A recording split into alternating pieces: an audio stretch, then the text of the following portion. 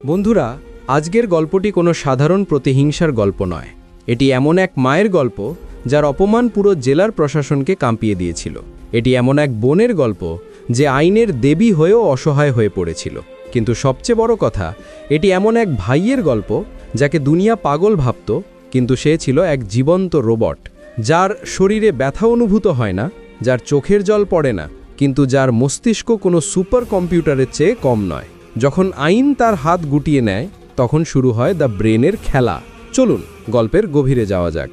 উত্তরপ্রদেশের এক ব্যস্ত জেলা শহর। দুপুরের কড়া রোদ যেন আগুনের মতো ঝরছে। ধুলোবালি আর গাড়ির হর্নের আওয়াজে কান পাতা দায়। ঠিক জেলা আদালতের উল্টো দিকের ফুটপাতে বসে আছেন এক বৃদ্ধা মহিলা, নাম গায়ত্রী দেবী। বয়স 60-এর কোঠা পেরিয়েছে, কিন্তু জীবনের সংগ্রাম তাকে আরও 10 বছর বেশি বুড়ো করে দিয়েছে। গায়ত্রী দেবী পেয়ারা আর আম বিক্রি করেন। তার ঝুড়িতে সাজানো ফলগুলো যেন তার জীবনের শেষ সম্বল। তিনি ঘাম মুছতে মুছতে হাঁক ছাড়ছিলেন, ও বাবু, মিষ্টি আম নেবেন? বাড়ির গাছের পেয়ারা, একদম টাটকা। হঠাৎ এক বিকট আওয়াজে বাজারের কোলাহল থেমে গেল। একটি পুলিশের জিপ সাইরেন বাজিয়ে ঝড়ের গতিতে এসে ব্রেক কষল ঠিক গায়ত্রী দেবীর ফলের পসরার সামনে। জিপ থেকে নামলেন শহরের ত্রাস ইন্সপেক্টর ভৈরব সিং। চোখে কালো চশমা, মুখে পানের পিক আর হাতে ক্ষমতার দম্ভের লাঠি। ভৈরব সিং এই এলাকার অঘোষিত রাজা। তার অনুমতি ছাড়া গাছের পাতাও নড়ে না। ভৈরব সিং গাড়ির থেকে নেমেই গায়ত্রী দেবীর দিকে এগিয়ে গেলেন। তার বুটের শব্দে গায়ত্রী দেবীর বুকটা কেঁপে উঠল। ভৈরব লাঠি দিয়ে ফলের ঝুড়িতে একটা বাড়ি মেরে বললেন, এই বুড়ি, তোকে না গত পরশু বলেছিলাম এখানে দোকান দিবি না?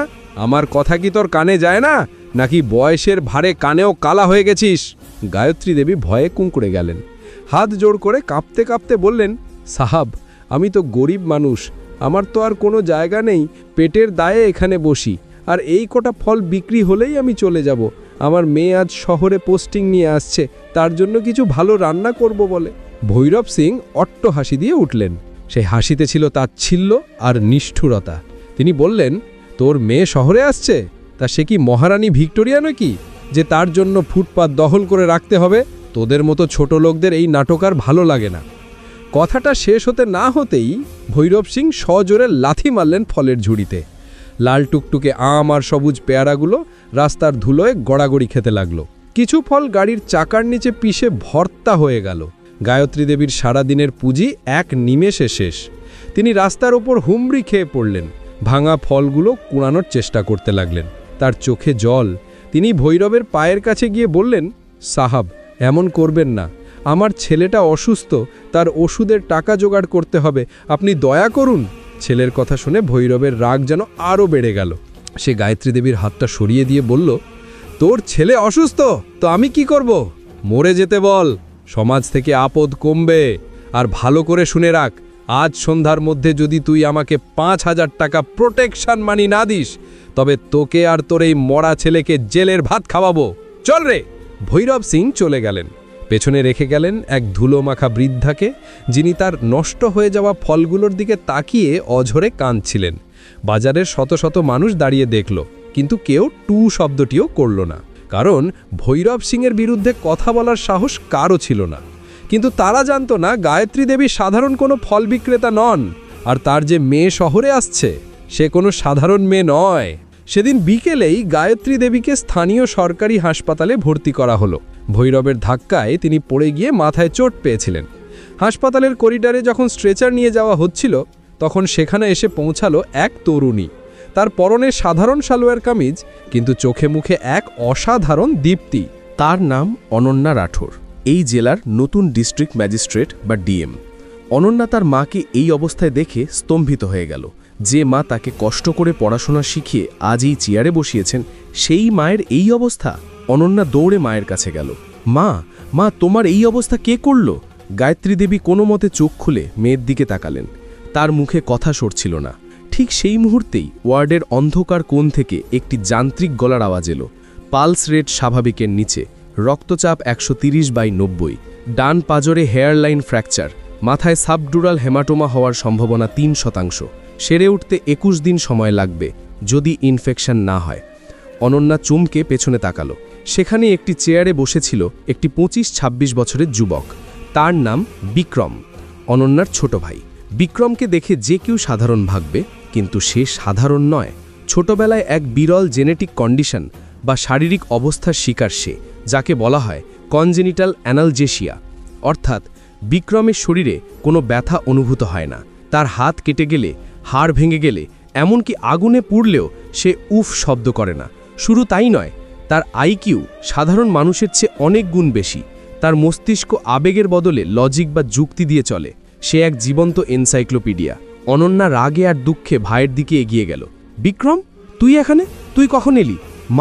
মায়ের এই অবস্থা দেখছিস? আর তুই ডাক্তারদের মতো রিপোর্ট দিচ্ছিস?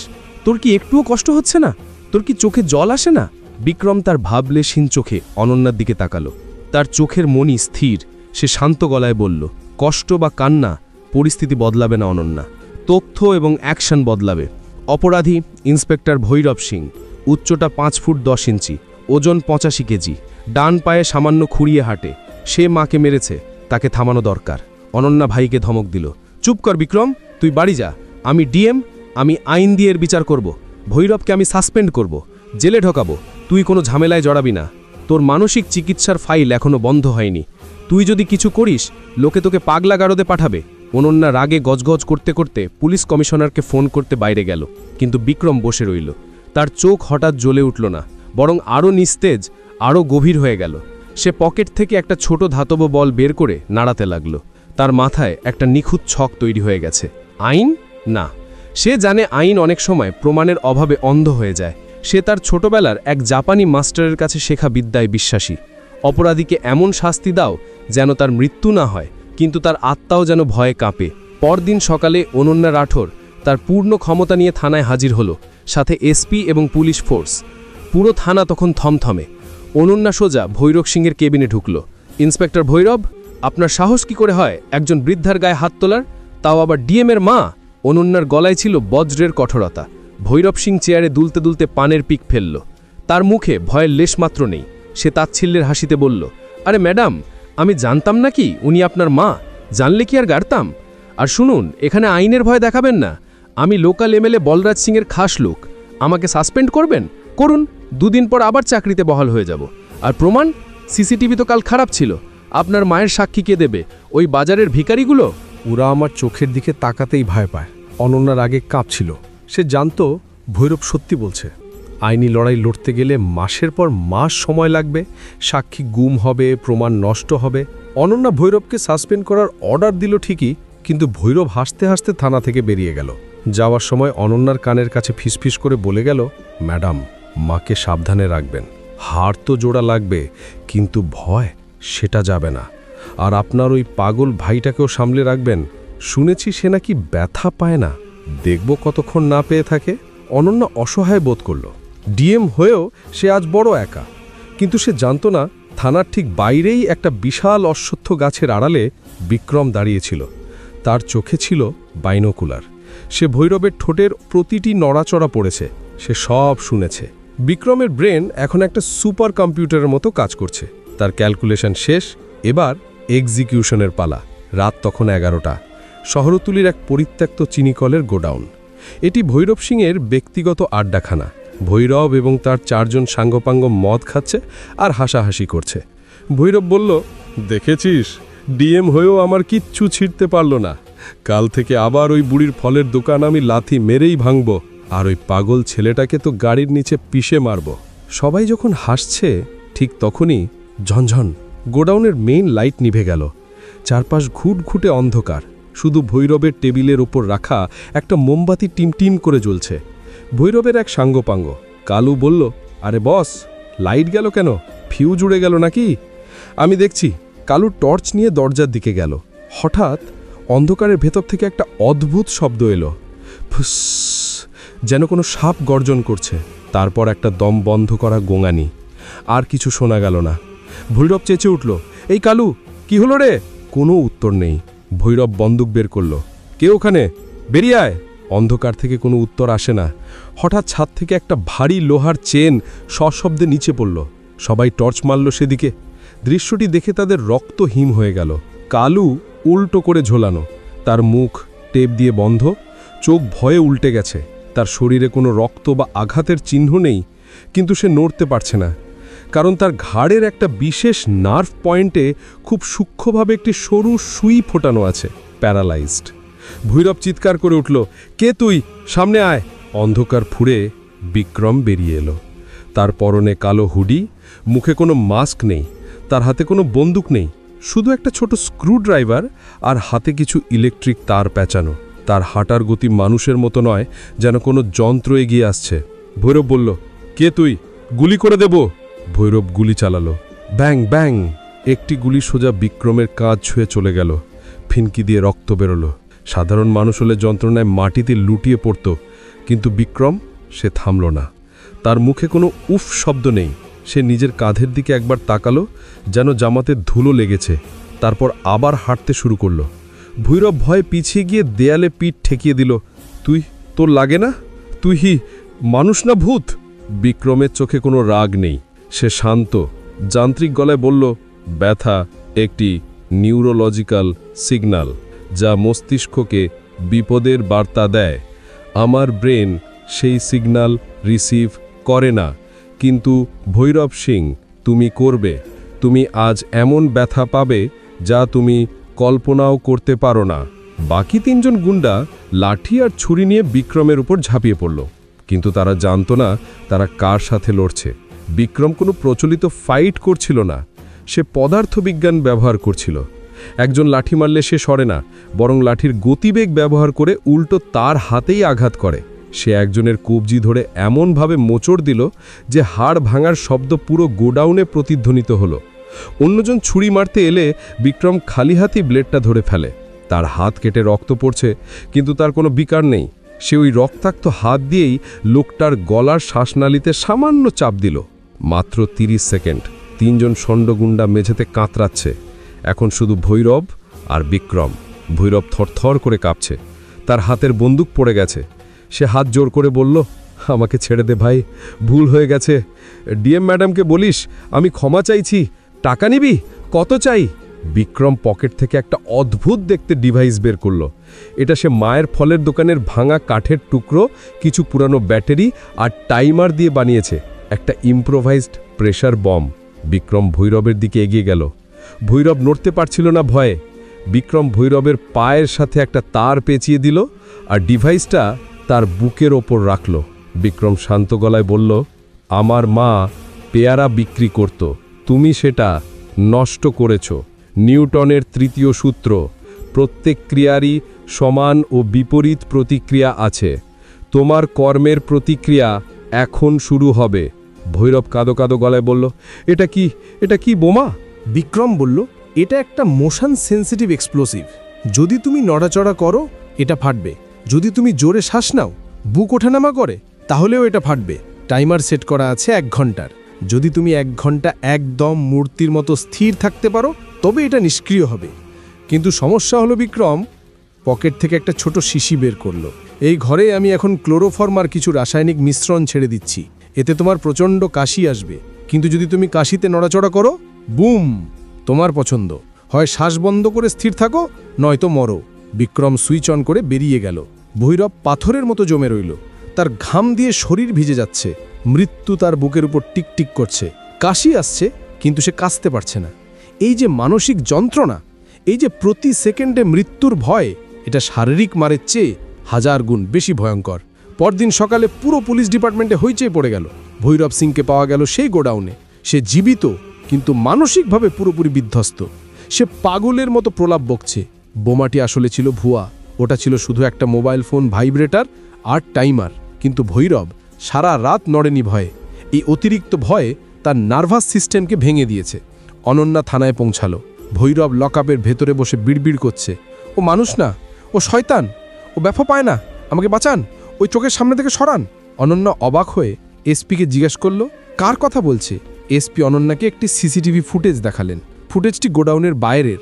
দেখা যাচ্ছে একজন যুবক শান্তভাবে হেঁটে বেরোচ্ছে, তার কাঁধ থেকে রক্ত চুইয়ে পড়ছে, কিন্তু সে নির্বিকার চিত্তের পকেট থেকে রুমাল বের করে হাত মুছছে। অনন্যা ফুটেজটি জুম করল। তার বুকের ভেতরটা ধক করে উঠল। বিক্রম। অনন্যা দ্রুত বাড়ি ফিরে গেল। সে সোজা বিক্রমের ঘরে ঢুকল। বিক্রম বিছানায় বসে একটা রুবিক্স কিউব মেলাচ্ছে। তার কাঁধে একটা ব্যান্ডেজ, সে নিজেই ব্যান্ডেজ করেছে। অনন্যা দরজা বন্ধ করে বলল, তুই কি করেছিস? তুই ভৈরবের সাথে কি করেছিস? তুই জানিস তুই একটা ক্রিমিনাল হয়ে যাচ্ছিস। বিক্রম রুবিক্স কিউবটা নামিয়ে রাখলো। সে অনন্যার দিকে তাকালো, সেই একই শূন্য দৃষ্টি। সে বলল, আমি তাকে মারিনি দিদি, আমি শুধু তার হিপোক্যাম্পাস আর অ্যামিগডালা মানে মস্তিষ্কের ভয়ের কেন্দ্রকে উদ্দীপ্ত করেছি। এখন সে জীবিত কিন্তু মৃত। সে আর কোনোদিন কারো মায়ের দিকে তাকাবে না, কারো ওপর লাঠি তুলবে না। তুমি ডিএম, তোমার কাজ সিস্টেম চালানো, আমার কাজ সিস্টেমের ভাইরাস ডিলিট করা। ভৈরব একটা ভাইরাস ছিল। অনন্যা ভাইয়ের দিকে তাকিয়ে রইল। সে বুঝতে পারছিল না সে কি করবে। একদিকে তার ডিএম হওয়ার শপথ, অন্যদিকে তার ভাই যে তাদের মায়ের অপমানের প্রতিশোধ নিয়েছে এমনভাবে যা কোনো আদালত পারত না। অনন্যা ছলছল চোখে জিজ্ঞেস করল, তোর কাঁধে গুলি লেগেছে? তুই সত্যি কোনো ব্যথা পাস না, তাই না রে? বিক্রম জানলার দিকে তাকালো। প্রথমবারের মতো তার গলায় একটু অন্য রকমের সুর শোনা গেল। সে বলল, শারীরিক ব্যথা পাই না, কিন্তু মা যখন রাস্তায় পড়েছিল, ভৈরব যখন মাকে লাথি মারল, তখন আমার বুকের বাম দিকে একটা অদ্ভুত চাপ অনুভব করছিলাম। শ্বাস নিতে কষ্ট হচ্ছিল। ওটা কি ব্যথা ছিল দিদি? এই প্রথম অনন্যার চোখে জল এলো। সে বুঝতে পারল তার যন্ত্রমানব ভাইয়ের ভেতরেও কোথাও একটা হৃদয় আছে যা শুধু তার পরিবারের জন্যই ধুকফুক করে। সে গিয়ে বিক্রমকে জড়িয়ে ধরল। গল্প এখানে শেষ হতে পারত, কিন্তু ভিলেনের শেষ চাল এখনও বাকি ছিল। ভৈরবের বস এমএলএ বলরাজ সিং জানতে পারে যে তার লোককে কেউ একজন পাগল করে দিয়েছে। সে প্রতিশোধ নিতে চায়। সে তার প্রাইভেট আর্মি নিয়ে আক্রমণ করে হাসপাতালে, যেখানে মা ভর্তি। হাসপাতালে গোলাগুলি শুরু হয়। অনন্যা তার সিকিউরিটি নিয়ে ফাইট করছে, কিন্তু গুন্ডারা সংখ্যায় অনেক বেশি। তারা মায়ের ওয়ার্ডের দিকে এগোচ্ছে। হঠাৎ হাসপাতালের মেন পাওয়ার অফ হয়ে গেল। অন্ধকার। শুরু হলো দ্য সাইলেন্ট গার্ডিয়ানের আসল রূপ। অন্ধকারের মধ্যে শুধু গুন্ডাদের আর্তনাদ শোনা যাচ্ছে। বিক্রম ভেন্টিলেশন শ্যাফট থেকে নেমে এলো। তার হাতে কোনো অস্ত্র নেই, শুধু হাসপাতালের স্যালাইনের বোতল, কাঁচি আর তার বুদ্ধিমত্তা। সে স্যালাইন ওয়াটার আর ছেঁড়া তার দিয়ে করিডরের মেঝেতে বিদ্যুৎ প্রবাহিত করে দিল। গুন্ডারা পানিতে পা দিলেই ছটফট করে পড়ে যাচ্ছে। এমএলএ বলরাজ সিং ভয়ে বন্দুক উঁচু করে দাঁড়িয়েছিল। বিক্রম তার পেছনে এসে দাঁড়ালো। বলরাজ ঘুরতেই বিক্রম তার বন্দুকের নলটা হাত দিয়ে ধরে ফেলল। বলরাজ গুলি চালালো। গুলি বিক্রমের হাতের পাতু ফুটো করে বেরিয়ে গেল, কিন্তু বিক্রমের হাত নড়ল না। সে ওই ফুটো হাত দিয়েই বলরাজের কলার ধরল। বিক্রম বলরাজের কানের কাছে মুখ নিয়ে ফিসফিস করে বলল, তুমি ভুল অঙ্ক কষেছ। তুমি ভেবেছ আমরা দুর্বল। তুমি ভেরিয়েবল বাদ দিয়েছ। আমি সেই ভেরিয়েবল। বিক্রম বলরাজকে মারল না, সে তাকে এমন একটা নার্ভে চাপ দিল যে বলরাজ আজীবনের জন্য প্যারালাইজড হয়ে গেল। পুলিশ যখন পৌঁছালো, তারা দেখল করিডর জুড়ে গুন্ডারা পড়ে আছে। আর বিক্রম, সে মায়ের বেডের পাশে বসে মায়ের মাথায় হাত বুলিয়ে দিচ্ছে। তার নিজের হাত থেকে রক্ত পড়ছে, কিন্তু সেদিকে তার খেয়াল নেই। মা তখনও ঘুমে। মা জানেও না তার পাগল ছেলেটা আজ তাকে যমদূতের হাত থেকে বাঁচিয়ে এনেছে। অনন্যা বুঝতে পারল যে সমাজে আইনের যেমন দরকার আছে, তেমনি কিছু ছায়া সঙ্গীরও দরকার আছে যারা অন্ধকারের সাথে লড়তে জানে। পরদিন মা সুস্থ হয়ে বাড়ি ফিরলেন। ফলের দোকান আবার বসলো, কিন্তু এবার অনেক বড় করে। অনন্যা গাড়িতে করে অফিসে যাচ্ছে, স্যালুট পাচ্ছে। আর বিক্রম, সে দোকানের পেছনের ছায়ায় বসে একটা বই পড়ছে। তার চোখ রাস্তার দিকে। তার শহরে এখন অপরাধ করার আগে দুবার ভাবে, কারণ তারা জানে এই শহরে একজন আছে যার কোনো ব্যথা নেই, কোনো দয়া নেই, শুধু নিস্তব্ধ বিচার আছে। বন্ধুরা, এই ছিল আজকের গল্প, যেখানে ক্ষমতা আর বুদ্ধিমত্তা মিলে তৈরি করলো এক নতুন ইতিহাস। গল্পটি কেমন লাগলো কমেন্টে জানান, আর ভালো লাগলে শেয়ার করতে ভুলবেন না। ধন্যবাদ।